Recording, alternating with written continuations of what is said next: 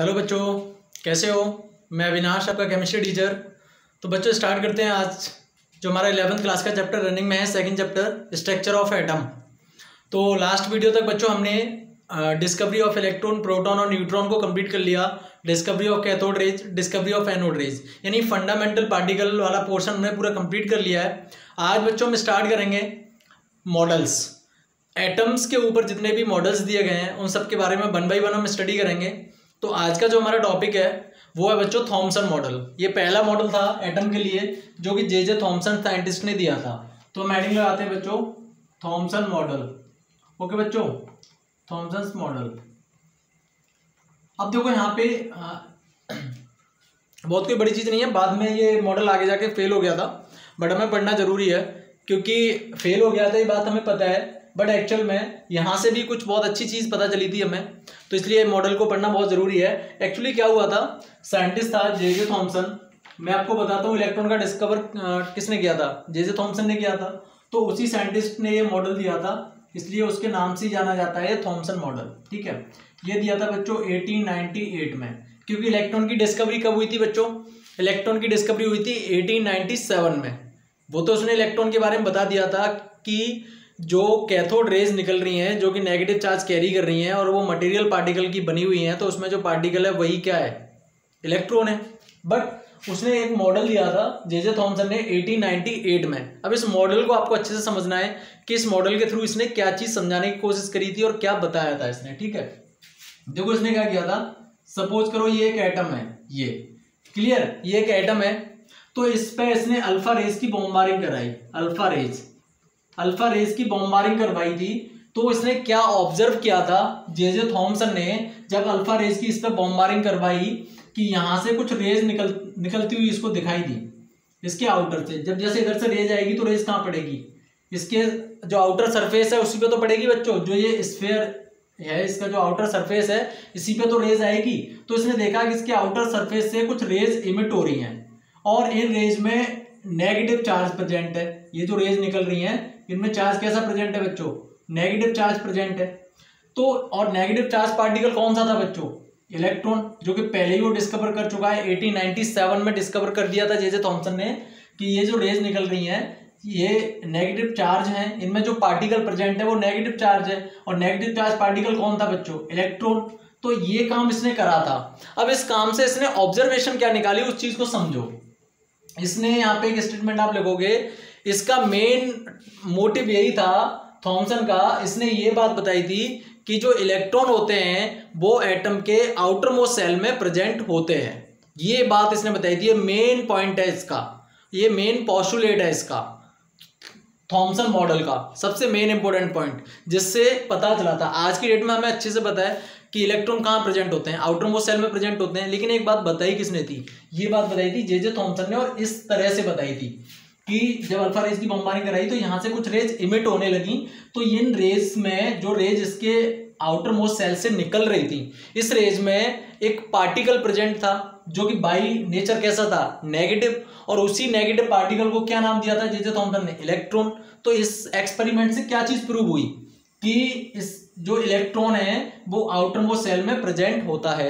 ये बात क्लियर हो गई। लेकिन बच्चों यहाँ पे प्रॉब्लम क्या हुई, अब प्रॉब्लम समझो। यहाँ पे प्रॉब्लम क्या हुई थी, एक्चुअल में हम ये बात अच्छे से जानते हैं कि जो एटम होता है वो इलेक्ट्रिकली कैसा होता है, न्यूट्रल होता है। ये बात सबको पता है कि एटम जो होता है वो इलेक्ट्रिकली न्यूट्रल होता है। अब हुआ क्या था कि इसने एक पार्टिकल तो बता दिया, यानी अभी तक हमने लास्ट में देखो बच्चों हमने क्या किया था कि इलेक्ट्रॉन, प्रोटॉन और न्यूट्रॉन एटम में प्रेजेंट होते हैं, ये बात हमें पता चल गई थी। लेकिन मॉडल्स के थ्रू हमें ये बात पता करनी है। एक्चुअल में मॉडल्स को पढ़ने का रीजन ये है कि इलेक्ट्रॉन, प्रोटॉन, न्यूट्रॉन से एटम बना है, ये बात तो हमारी समझ में आ गई। लेकिन इलेक्ट्रॉन, प्रोटॉन, न्यूट्रॉन एटम के अंदर प्रेजेंट कहां पर है, इसके लिए हमें मॉडल्स को पढ़ना है। तो वन बाई वन जब हम सारे मॉडल्स की स्टडी कर लेंगे तो हमें एक एक पार्टिकल का पता चल जाएगा कि इलेक्ट्रॉन कहाँ प्रेजेंट है, प्रोटॉन कहाँ प्रेजेंट है, न्यूट्रॉन कहाँ प्रेजेंट है, एक एक चीज का हमें पता चल जाएगा। क्लियर बच्चों, तो उसी के लिए हम मॉडल्स की स्टडी कर रहे हैं यहाँ पे। तो देखो पहले पार्टिकल का तो हमें पता चल गया कि इलेक्ट्रॉन कहाँ प्रेजेंट है, यानी एटम इलेक्ट्रॉन से मिलकर बना है, बात ठीक है। लेकिन इलेक्ट्रॉन एटम में प्रेजेंट कहाँ पे होते हैं, तो वो होते हैं बच्चों आउटर मोस्ट सेल में। इलेक्ट्रॉन आउटर मोस्ट सेल में प्रेजेंट होते हैं। क्लियर, ये बात किसने बता दी? जे थॉमसन ने। लेकिन एक्चुअल में हुआ क्या था कि लोगों ने इससे क्वेश्चन करना शुरू कर दिया था कि भाई ये बात ठीक है, आप कह रहे हो कि इलेक्ट्रॉन यहां प्रेजेंट है, हमने मान लिया, लेकिन एक चीज आप बताओ कि जो एटम होता है वो इलेक्ट्रिकली न्यूट्रल होता है, और इलेक्ट्रिकली न्यूट्रल कोई चीज कब हो सकती है बच्चों? जब नेगेटिव चार्ज और पॉजिटिव चार्ज कैसा हो? इक्वल हो, तभी तो कोई चीज न्यूट्रल हो सकती है। तो अब नेगेटिव चार्ज पार्टिकल तो इसने बता दिया कि आउटर मोस्ट सेल में प्रेजेंट है, लेकिन जो एटम होता है वो इलेक्ट्रिकली न्यूट्रल कैसे होता है? अब इसका भी तो आंसर देना था। तो उसके बाद इसने क्या दिमाग लगाया, इसने सोचा, मैं यहाँ पे दूसरा मॉडल ड्रॉ कर देता हूँ जो मेन मॉडल है, यहाँ से समझो। इसने दिमाग लगाया कि ये मान लो एटम है और यहाँ पे आउटर मोस्ट सेल में तो इलेक्ट्रॉन प्रेजेंट हो गए, ये मैंने बना दिया यहाँ पे इलेक्ट्रॉन। क्लियर बच्चों, ये इलेक्ट्रॉन प्रेजेंट हो गए यहाँ पे, ठीक, आउटर मोस्ट सेल में इलेक्ट्रॉन हो गए प्रेजेंट। अब देखो इसने क्या चीज बताई थी, ये आउटर मोस्ट सेल में इलेक्ट्रॉन हो गए, इसने सिर्फ बताया था कि ऐसा हो सकता है कि आउटर मोस्ट सेल में तो इलेक्ट्रॉन प्रेजेंट हो, और ये जो पूरा स्फीयर है, ये पूरा जो स्फीयर है, ये पूरा स्फीयर कैसा हो जाए? पॉजिटिव। जैसे ये क्या हो गया बच्चों आपके, ये तो हो गए आपके इलेक्ट्रॉन, और ये स्फीयर कैसा हो गया? ये पॉजिटिव स्फीयर हो। इसने ऐसा मतलब प्रूव नहीं किया था, सिर्फ बताया था कि ऐसा हो सकता है कि ये जो स्फीयर है इसका, ये पूरा कैसा हो? पॉजिटिव। अब देखो ये पूरा स्फीयर पॉजिटिव हो गया, आउटर मोस्ट सेल में इलेक्ट्रॉन हो गए, तो एटम इलेक्ट्रिकली कैसा हो सकता है? न्यूट्रल हो सकता है बच्चों। समझ में आ रही है बात?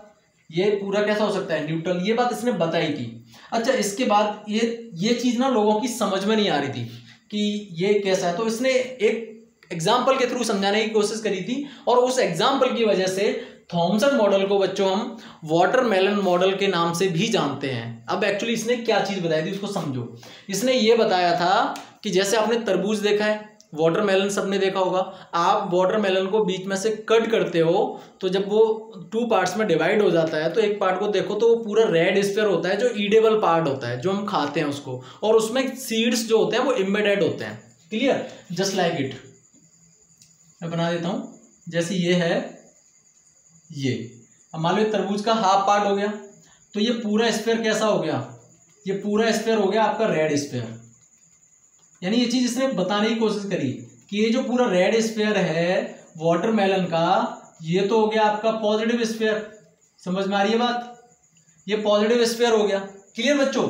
और इसमें जो सीड्स होते हैं, आपको दिख रहे हैं शायद, ये मैं बना दिए, ये जो सीड्स हैं इसको इसने बता दिया इलेक्ट्रॉन। इस तरह से समझाने की कोशिश की इसने, इसलिए इस वजह से थॉमसन मॉडल को वाटरमेलन मॉडल के नाम से भी जाना जाता है। क्लियर बच्चों? तो इसने तरबूज का एग्जांपल देके समझाने की कोशिश की थी कि जो रेड स्फीयर होता है वो पूरा पॉजिटिव हो गया, और जो सीड्स होते हैं उसमें ब्लैक वाले वो इलेक्ट्रॉन हो गए जो एम्बेडेड है उसमें। तो वही इसने बताने की कोशिश करी थी। देखो यहाँ पे ये पूरा स्फीयर है, तो मैंने यहाँ पे दिखा दिया, ये पूरा स्फीयर कैसा हो गया? पॉजिटिव स्फीयर हो गया। इसने पूरा बता दिया स्फीयर कैसा हो गया? पॉजिटिव। ठीक, यही बताने की कोशिश करी है ना इसने कि आउटर मोस्ट सेल में तो क्या प्रेजेंट है? इलेक्ट्रॉन। क्लियर बच्चों? और ये स्फीयर पूरा कैसा हो गया? पॉजिटिव स्फीयर हो गया। तो इस वजह से ये एटम कैसा हो गया? इलेक्ट्रिकली न्यूट्रल हो गया। ये बात इसने अपने मॉडल से बताई थी। अब बात आती है कि अब आप सोच रहे होगे सर आपने स्टार्टिंग में कहा था कि ये मॉडल फेल हो गया था, तो फेल कैसे हुआ था? तो उसका बच्चों मैं आपको कंसेप्ट बताऊं। एक्चुअल में क्या हुआ था कि 1911 में एक मॉडल आया था, इसके बाद हम पढ़ने वाले हैं उस मॉडल को, जिसको बोलते हैं रदरफोर्ड एक्सपेरिमेंट। ठीक है, या फिर रदरफोर्ड गोल्ड फॉइल एक्सपेरिमेंट, जो कि 1911 में आया था। ये मॉडल इसने कब दिया था? 1898 में। तो 1898 से लेके जब तक ये मॉडल नहीं आया था तब तक लोगों ने यही चीज मानी जो जे थॉमसन ने बताई थी। लेकिन जब रदरफोर्ड ने 1911 में अपना मॉडल दे दिया था तो उसके बाद ये मॉडल जो है वो रिजेक्ट हो गया था बच्चों। ये पूरा मॉडल कैसा हो गया था? रिजेक्ट हो गया था। क्लियर? क्यों रिजेक्ट हुआ था? क्योंकि ये जो बता रहा था ना कि ये पूरा जो स्फीयर होता है ये पॉजिटिव होता है। ऐसा नहीं होता बच्चों। एटम इलेक्ट्रिकली न्यूट्रल होता है, नो डाउट, लेकिन इस तरह से नहीं होता जिस तरह से जे थॉमसन बता रहा है। ये पूरा स्फीयर पॉजिटिव नहीं होता। और ये बात किसने प्रूव करी थी? ये रदरफोर्ड ने प्रूव करी थी 1911 में। तो 1911 में ये मॉडल क्या हुआ था बच्चों? रिजेक्ट हो गया था। अब यहाँ पे क्वेश्चन ये आता है कि अगर आपसे कंपटीशन में या एग्जाम में ये आ जाए कि जे थॉमसन का ड्रॉबैक क्या था। अगर आपको थ्योरेटिकली लिखना है कि जे थॉमसन मॉडल फेल क्यों हुआ था, इसका ड्रॉबैक क्या था, तो आप सिंपली एक लाइन लिखोगे कि it could not explain the electrical neutrality of an atom. ये इसका मेन ड्रॉबैक था, क्योंकि इसकी इलेक्ट्रिकली न्यूट्रलिटी को एक्सप्लेन नहीं कर पाया था बच्चों। क्योंकि ये तो ये कह रहा था कि पूरा स्फीयर ही पॉजिटिव होता है, बट ऐसा नहीं होता। ठीक, तो इसका ड्रॉबैक क्या हो गया जे थॉमसन मॉडल का, कि it could not explain the electrical neutrality of an atom. ये इसका ड्रॉबैक हो गया। और इसके पोस्टुलेट की बात करो तो सबसे मेन पोस्टुलेट यही है जो मैं आपको बता चुका हूं बच्चों, कि इसने सबसे मेन बात यही बताई थी कि जो इलेक्ट्रॉन्स होते हैं वो आउटर मोस्ट सेल में प्रेजेंट होते हैं। क्लियर, ये इसका क्या हो गया पोस्टुलेट। और इसका ड्रॉबैक या इसका लिमिटेशंस की बात की जाए जिसकी वजह से मॉडल फेल हुआ था, तो वो क्या हो गया कि it could not explain the electrical neutrality of an atom. यानी एटम इलेक्ट्रिकली न्यूट्रल क्यों होता है इसको ये एक्सप्लेन नहीं कर पाया था बच्चों। ठीक है, तो ये था आपका थॉमसन मॉडल, और इसको वाटरमेलन मॉडल के नाम से भी जाना जाता है बच्चों। मैं चाहूँ तो यहाँ लिख देता हूँ वाटरमेलन, या फिर इसका एक और नाम होता है बच्चों, जिसको हम बोलते हैं प्लम पुडिंग मॉडल। ये भी बोला जाता है इसको प्लम पुडिंग मॉडल। अब देखो, इसको जे थॉमसन मॉडल के नाम से तो जानते ही हैं, थॉमसन मॉडल। उसके बाद इसको वाटरमेलन मॉडल भी बोला जाता है बच्चों, और इसको प्लम पुडिंग मॉडल भी बोला जाता है बच्चों। क्लियर, समझ में आ गई बात। एक बार इसका स्क्रीनशॉट ले लीजिए।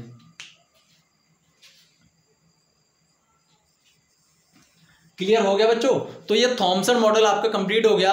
अब नेक्स्ट वीडियो में हम स्टार्ट करेंगे बच्चों रदरफोर्ड्स मॉडल, जो इसका नेक्स्ट मॉडल है, जिस मॉडल की वजह से ये मॉडल फेल हुआ था। अब हम रदरफोर्ड मॉडल को स्टडी करेंगे, वो हम नेक्स्ट वीडियो में करेंगे। तो इस वीडियो को लाइक करो, शेयर करो, चैनल को सब्सक्राइब करो, और उन बच्चों को जरूर फॉरवर्ड करो बच्चों जो कोचिंग एफर्ट नहीं कर पाते हैं। ओके बच्चों, so stay tuned, be happy, good luck.